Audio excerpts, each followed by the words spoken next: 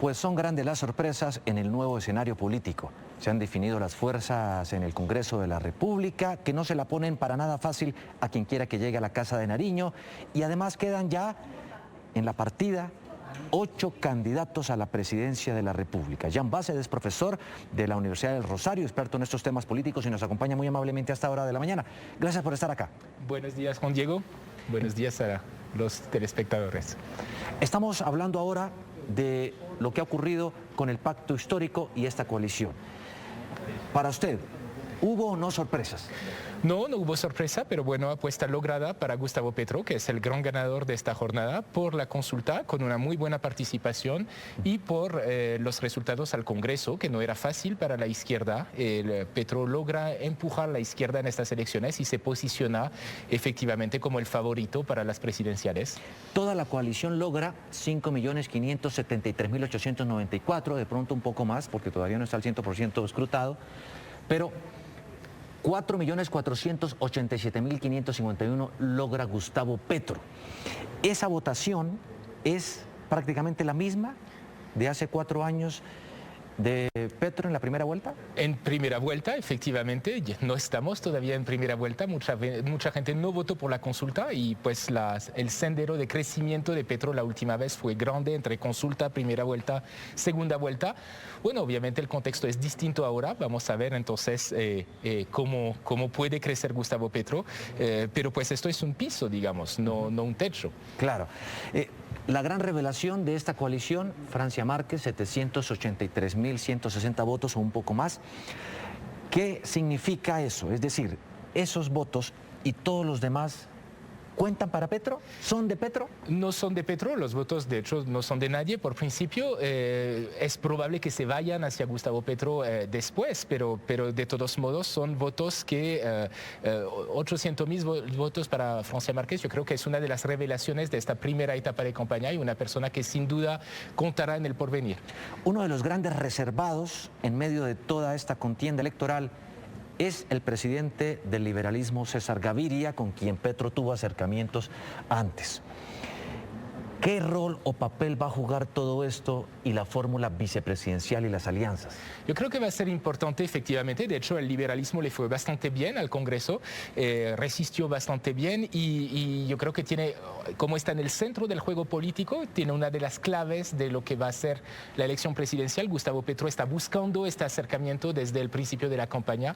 Vamos a ver ahora si lo logra o si no lo logra. ¿Qué tanto sirve una coalición y una votación como la de ayer para una estrategia financiera y económica? Es decir, para que con la reposición de votos se logre inyectar dinero para apoyar estratégicamente la campaña. Bueno, la reposición de votos, como indica el nombre, se repone los gastos de campaña en la consulta. Entonces no es que se le va a dar plata, digamos, a los vencedores de las coaliciones para hacer campaña a futuro, sino para reembolsar lo que hubo ahora. Entonces sirve en la medida en que pudieron hacer una especie de campaña anticipada, ¿sí? Y eso es muy importante y es una ventaja seguramente sobre los que no se presentaron en las consultas. ¿Puede subir a los 8 millones de votos que obtuvo Petro en la segunda vuelta del 2018 o este es el techo? No creo que sea un techo, ¿no? Porque muchos no participaron en esta consulta y vamos a ver qué van a hacer ahora. Que puede, pero pues quedan 2 meses de campaña, vamos a ver qué pasa. Claro, pasemos ahora a la segunda coalición. Equipo por Colombia, ganador Fico Gutiérrez, obtuvo 3.987.000, tal vez un poco más con lo que ya se ha precontado.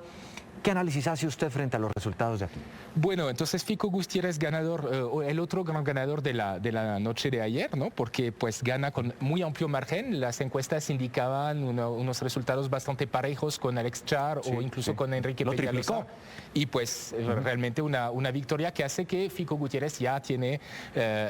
es el candidato de la derecha, digamos, incontestado y además con muy buena votación para la coalición de derecha, por lo cual pues empieza esta campaña hacia la primera vuelta en buena posición para tratar de unir las fuerzas de derecha contra Gustavo Petro.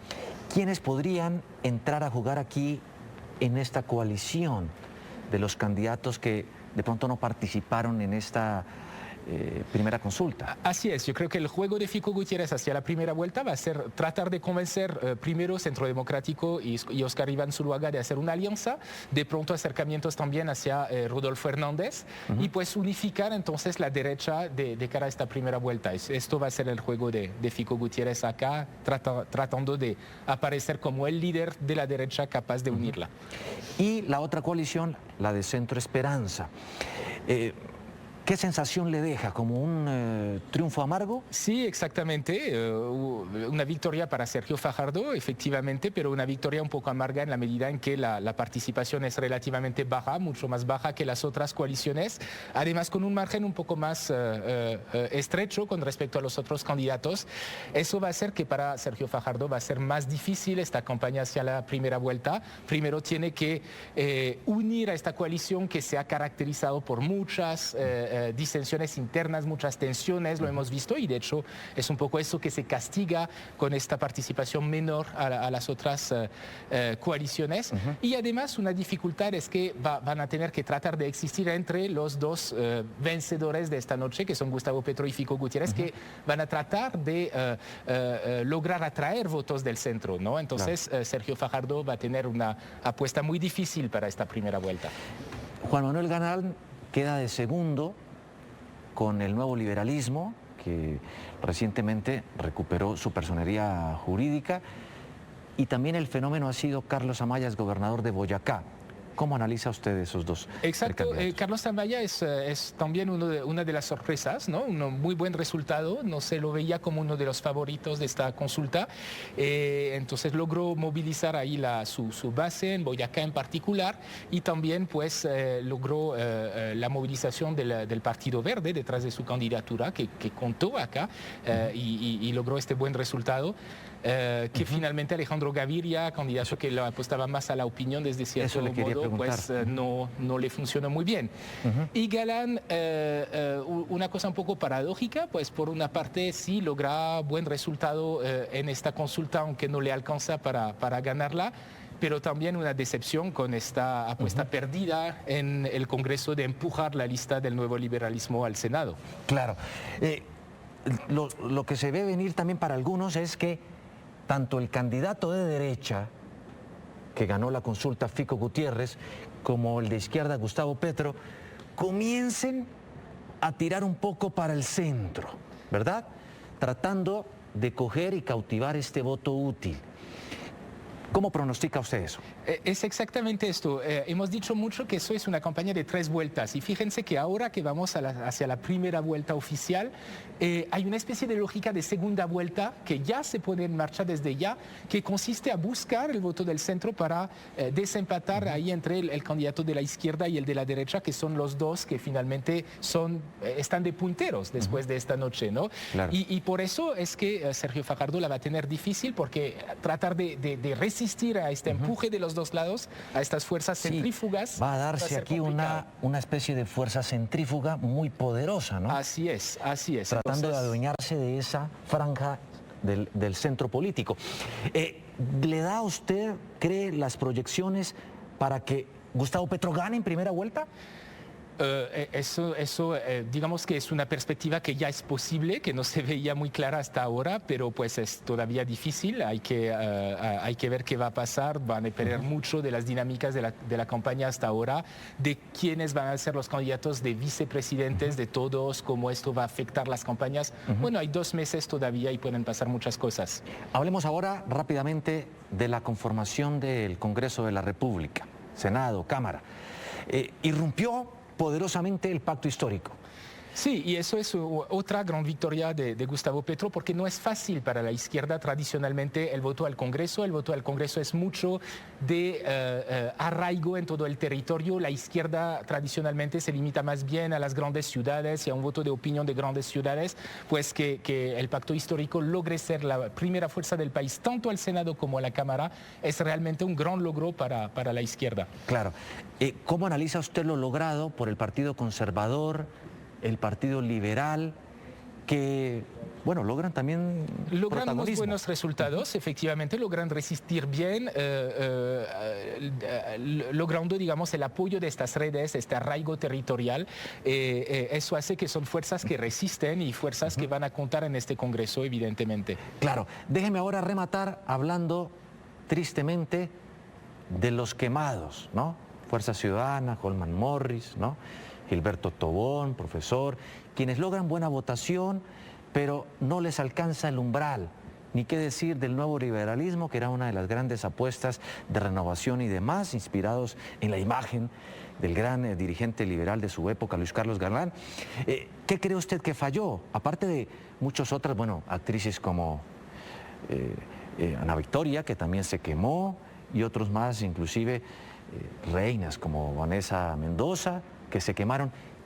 ¿Qué pasó? ¿Qué cree usted sucedió en medio de todo esto? Yo creo que la elección es que el Congreso es una elección en que cuentan los partidos mucho más de lo que creemos. Y muchos de los que se quemaron o están en partidos pequeños que quisieron ir solo sin hacer coalición porque cuando no les daba, como Nuevo Liberalismo, como Fuerza Ciudadana, por ejemplo. Y eso digamos que es una elección para ellos, pero también muchos de los quemados son gente que no cuadraba bien en sus partidos.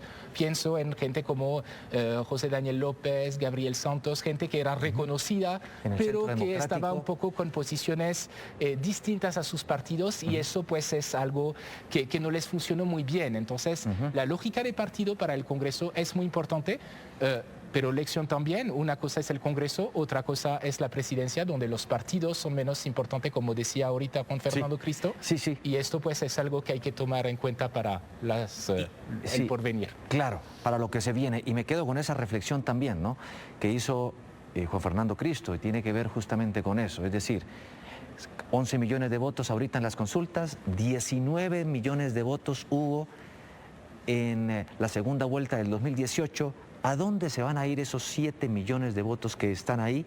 ¿Cuáles van a ser los movimientos, el ajedrez político y los cálculos de los candidatos? En fin. Jan, muchísimas gracias por estar aquí en Noticias Caracol. Con mucho gusto, Juan Diego. Hasta luego.